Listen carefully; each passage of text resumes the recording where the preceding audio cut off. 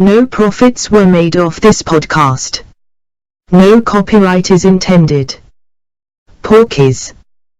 What a goddamn legendary movie, mate. God, I love this movie. It is a goddamn trendsetter. It is what started the sex comedy. Teen sex comedy. Whatever you wish to call the genre, this movie started it all. I saw this movie when I was 12 years old and I was stunned. I was in awe. I was a stunned mullet, mate. God, I love this film. I have loved it ever since. This film caught lightning in a bottle. Talk about catching lightning in a bottle, mate. What a movie this is. Every person I have mentioned this movie to has called it porn. I disagreed so much my cholesterol has gone through the roof, mate. My doctor sent me to the hospital when I had a coronary, mate. You should have seen the looks of the doctors' faces when they found out that I had a goddamn coronary, because Porky's is supposed to be porn.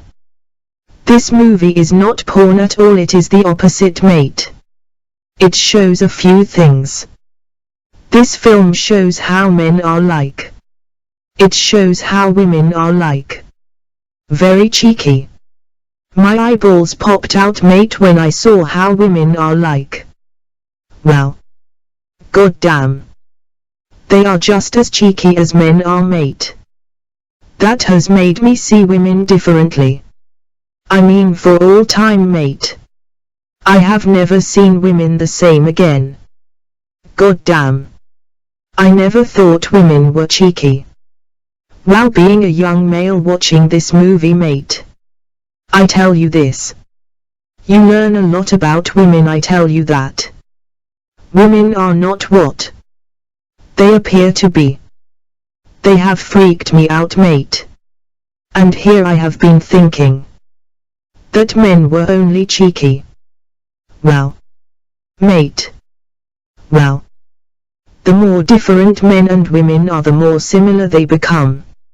How amazing is it that a sex comedy was in the top 5, mate? I mean, at the box office the year it was released. Wow, how awesome is that, mate? To go off topic a little here, I never knew there was a Porky's Part 4. Well, it is called Pimpin' Pee-wee.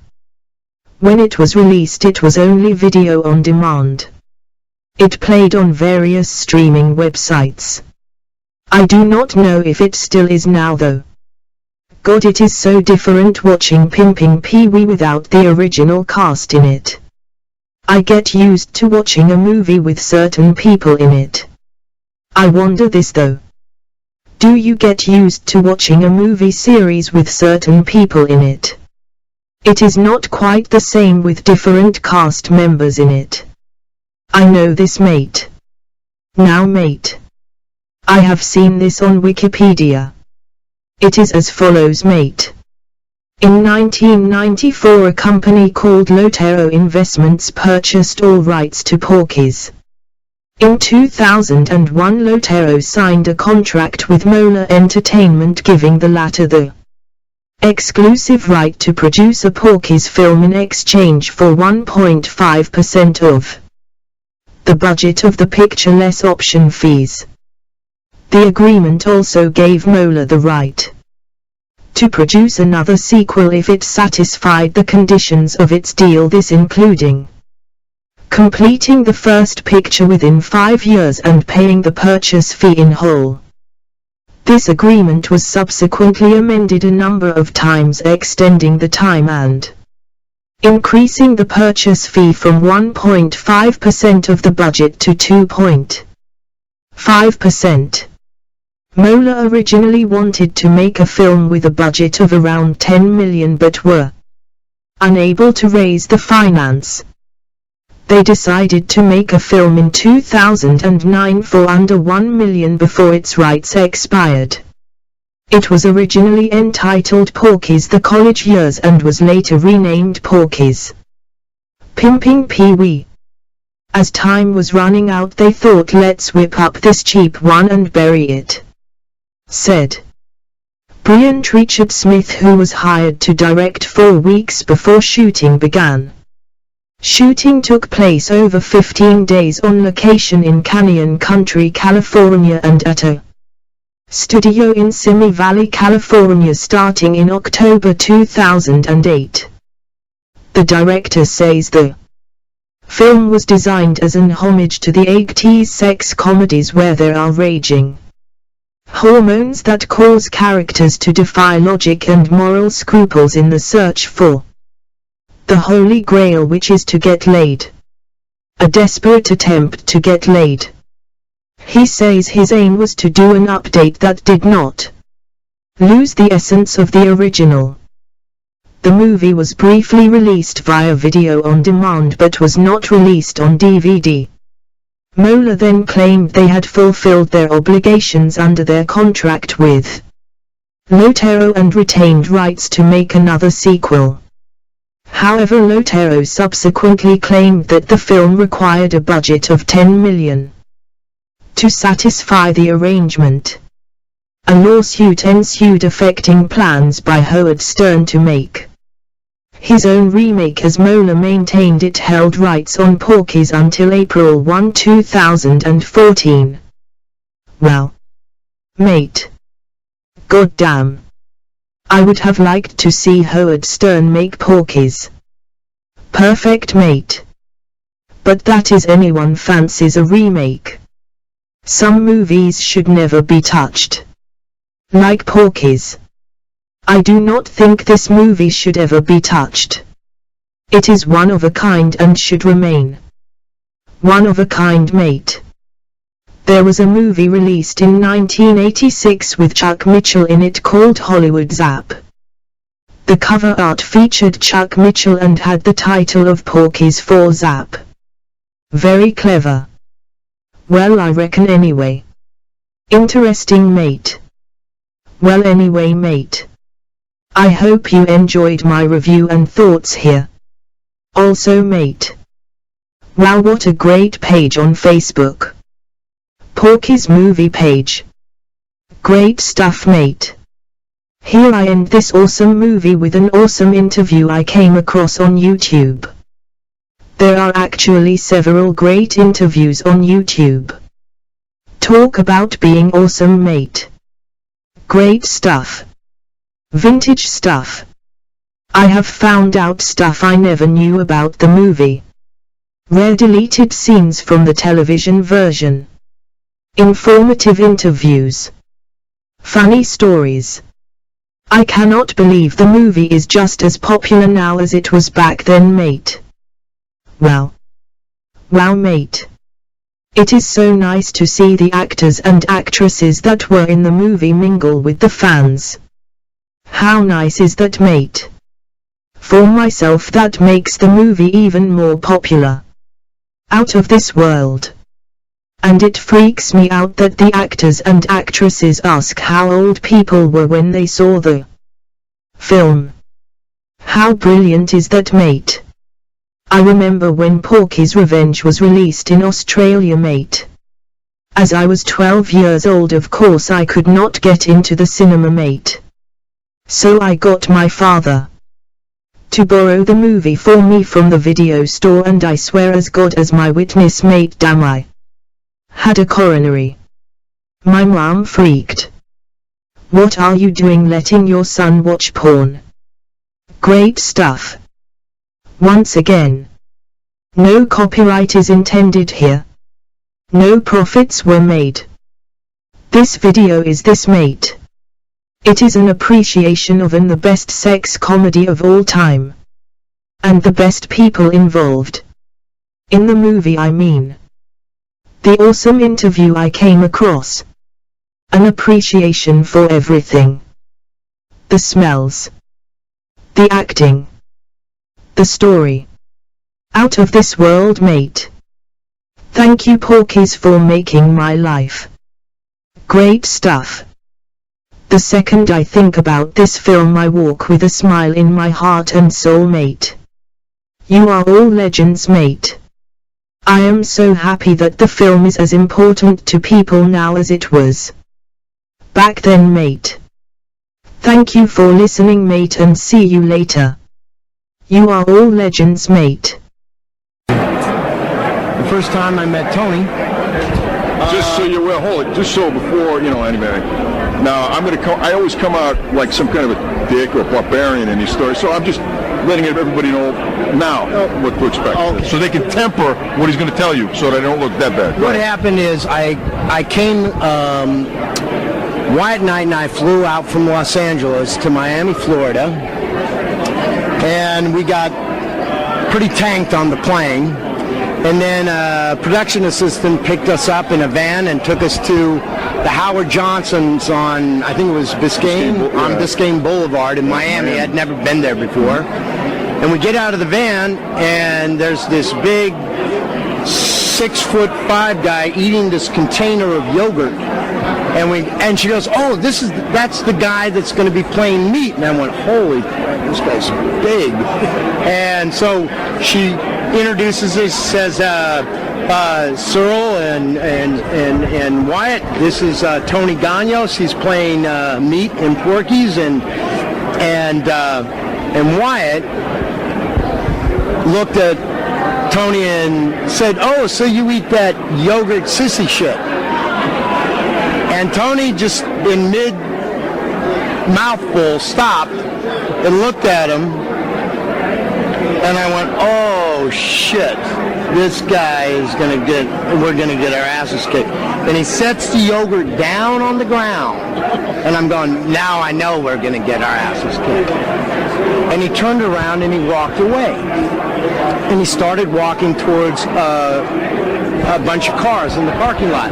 He got under a car and he bench pressed the car off the ground completely, and then turned his head and then dropped it. I mean, the axle and the tires bounced. They went boom, boom. And he turned his head like that. He pulled his head out from underneath it, stood up, came back, picked up the yogurt, and looked right into Wyatt's eyes and went right back to eating the yogurt. All without saying a word, and that's how I met. Do you have any idea, all these years later, it would be such an iconic comedy? No, at the time, when we were making the film, I just came off this movie, Conrad the Divide, with John Belushi, which was considered a good film. It was written by Larry Kasdan and Blair Brown, and it was considered a good film. And I went to do this, and when I saw the script, I had seen the script in an agent's office, and the agent was complaining about it, how bad it was. "Oh, this is filthy, it's trash, garbage." And I remember picking it up and looking at it, and then I walked into the audition. I didn't actually read for it. Bob Clark, the director, hired me on the spot. And we go to do the movie, and we're looking at this stuff, and nothing like this had ever been attempted before, at the time. And I'm going, "Oh man, hey, how can they possibly show that?" You know what? Hey, whatever. You know what's going to happen? They're going to shoot this movie, and it's going to sit on a shelf somewhere. Nobody's ever going to see it. So we finished the movie. I go to New York. It's months later. I'm at my mom's, and I get a phone call from one of these lunatics, and they're telling me, "Hey, man, they had a screening of the movie in San Diego, and people are going nuts, and they're tearing up the seats and all this." Yeah, okay, yeah. I figured they'll give me, they're playing me. And then somebody else calls me and says, "Oh, they had a screening in Westwood, and people are okay." I didn't believe it. So I walked down to the newsstand, and I pick up a Variety when it opened, and I was like, "Holy crap." Then I believed it. Nobody had any idea of what this was, or what was going to happen with this movie. No one had any idea. That's the truth. And the fact that it would remain popular over this amount of time, because nobody could have predicted that. We figured it would be just something would be forgotten about, and but we're happy people seem to really like the film. And these guys here started a genre. We were the first people we created the teen sex comedy genre. We were in the movie that launched the genre. So we didn't create it, but we were in the movie that launched it. So after that, there's a lot more of these things done. And who's this gentleman sitting next to you? Well, what we met. Go ahead. I'm Charles. I'm a big fan of Porky's, and it was great to meet you, Tony. Great to meet you too. I came all the way from New York to see you guys and hang out and get some laughs.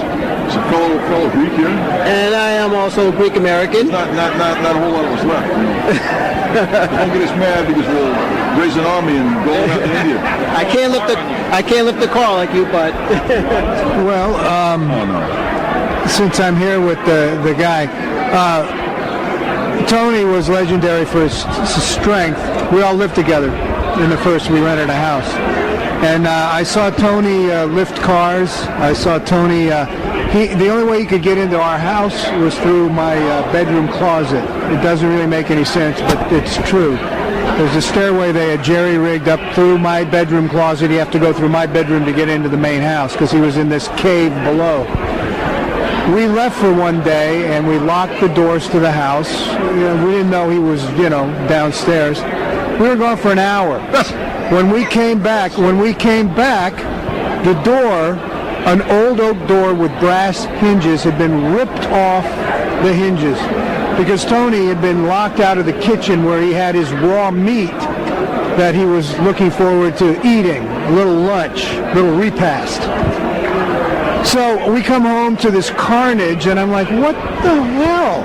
What the hell? You just, and he was like, well, I was hungry, was the excuse that he gave. Okay. Let me tell you what really happened. These guys went away. You guys went to Mardi Gras. We were in Florida. You guys went away for the weekend at Mardi Gras. So me and Cyril O'Reilly over there. It wasn't an hour. We took all of our per diem that we had and we put it in the bank. Raw meat. So all the food that we bought for the weekend, we put in the refrigerator that was in the main kitchen of the house. But we didn't have the key to the front door because we used to get into the house through our rooms. Now, all the rooms are interconnected, and he had a room that was at the top of the stairway. So the thing is, we figured these guys are gone for the weekend. We have no money, and the food that we bought was in the refrigerator in the main house.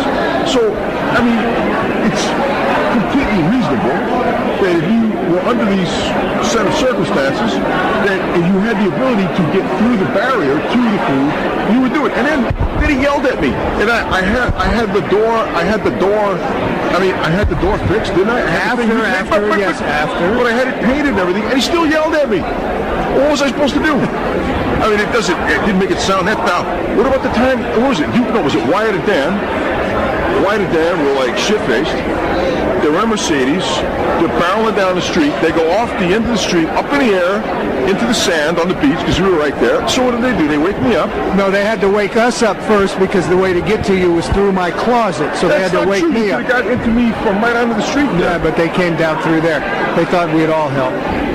They wanted him to move the car out of the sand. The thing was up to the wheels in the sand. What am I, Derek? What am I, some kind of this is how I'm viewed by people.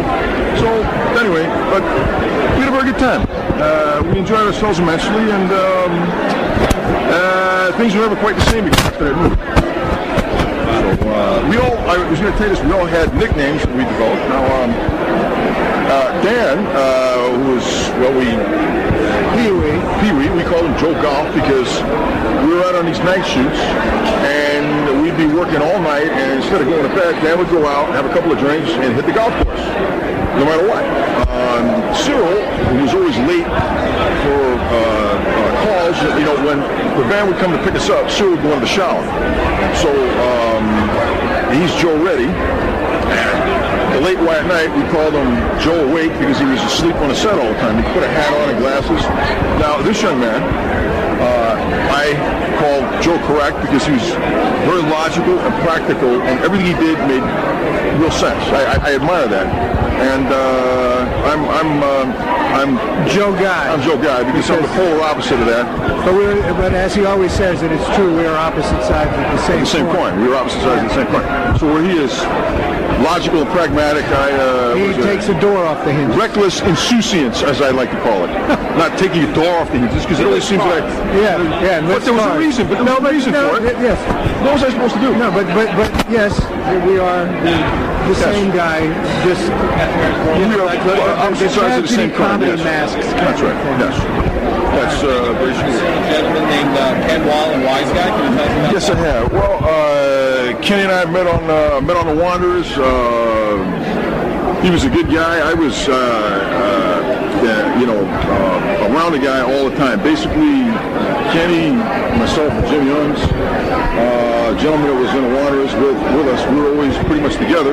I haven't talked to Ken in a long time, but he was really something because he had a show Wise Guy, and he helped me out. He gave me work on his show when I could not get work anywhere else. He put me in his show, and the guy's a real good guy. And anyway, that's pretty much Wise Guy. We did an episode with the three of us in it. Jim Youngs, the picture right there. It was like doing the Wanderers again. You own something from the Wanderers. Well, to my knowledge, I'm the only guy that still has his Wanderers jacket. To my knowledge, Ken Wall gave his away. He went to Japan, and there was some kind of like an exhibition or a charity thing. He gave it to charity. Jim Youngs, I forget exactly what happened with his jacket, but I'm the only guy to my knowledge that still has his original Wanderers jacket. And Jim Youngs, by the way, is going to be in our new movie, Daddy's Girls.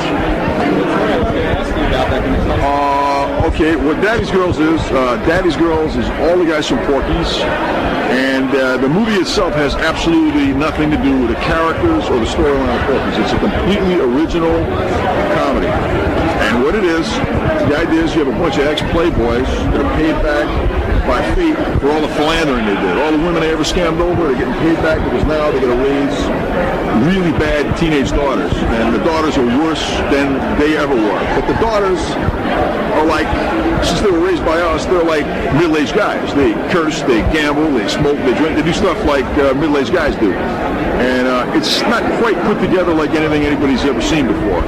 It's hopefully it'll be the first 3D teen sex comedy. That's what we're looking to do. We have the bulk of our money, but we want to do a Kickstarter and maybe a month or two, probably about 2 months, and we're going to try to raise the rest of the money on Kickstarter. That's what we want. We have to really push the envelope. So there's things in here that have probably never been attempted, and the 3D is going to help. And so hopefully people will like this as much as they did Porky's.